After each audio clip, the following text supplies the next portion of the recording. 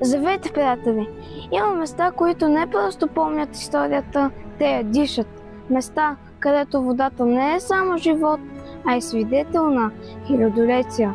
Днес ще ви отведем на пътешествие из миналото на Хисаря, от раките до римляните, от османската епоха до модерна столица на България.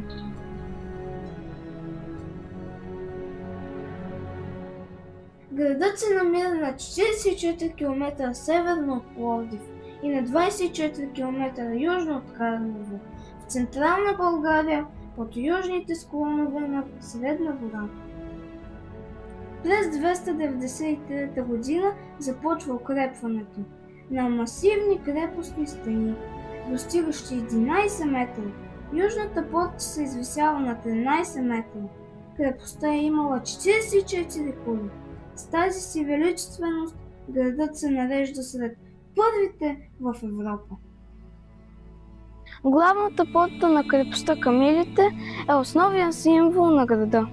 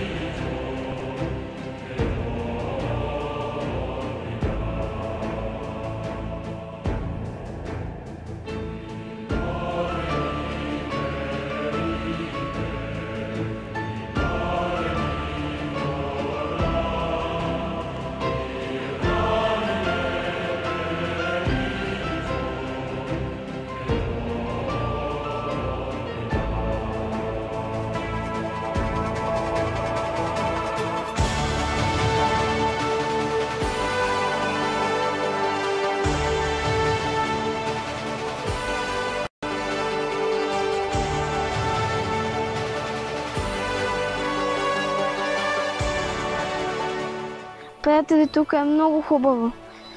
Горещо ви го препоръчвам да дойдете. Ето вижте.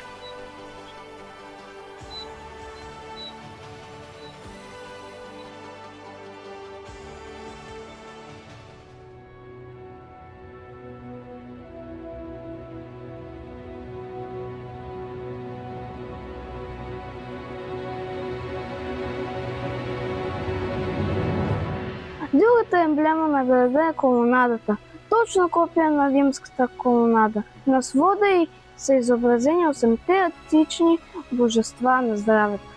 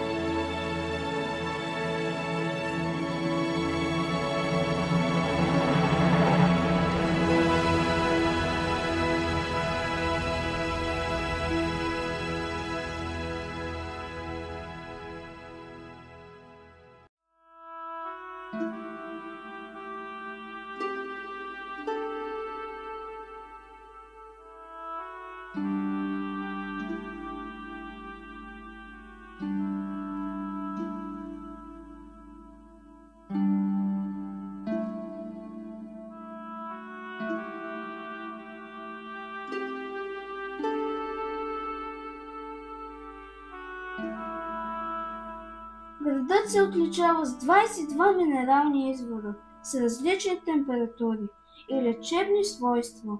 Затова местните хора казват, че водата тук не само утолява жажда, но и лекува.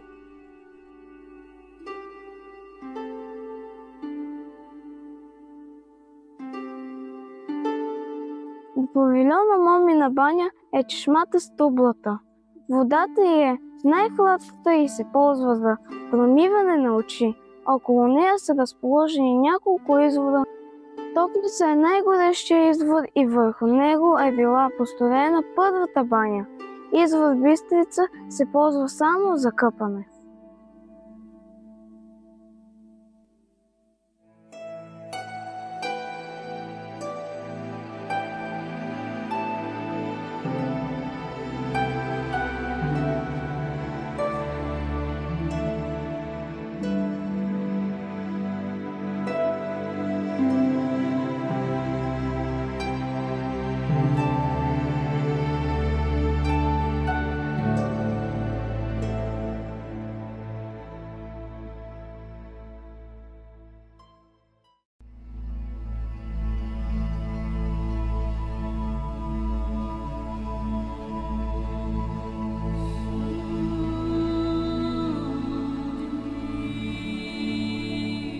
Археологическите находки ще ви върнат 17 века назад.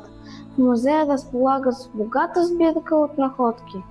Отлично запазени съдове, колони, мраморни плочи и статуи, всякакви монети и предмети проследяват историята на народите, населявали района.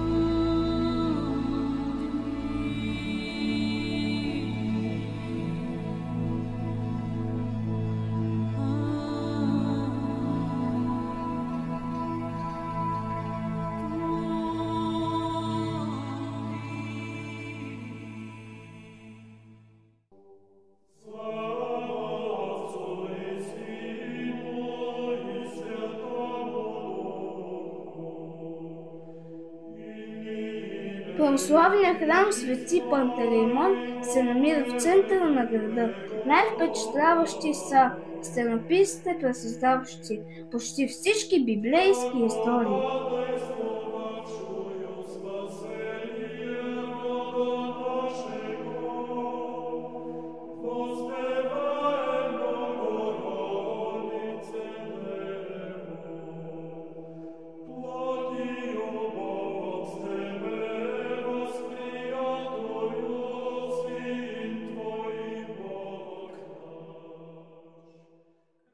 Освен с история и здраве, Хисаря предлага спокойствие и релакс. Със своите красиви паркове, в които има редки растителни видове от всички краища на света.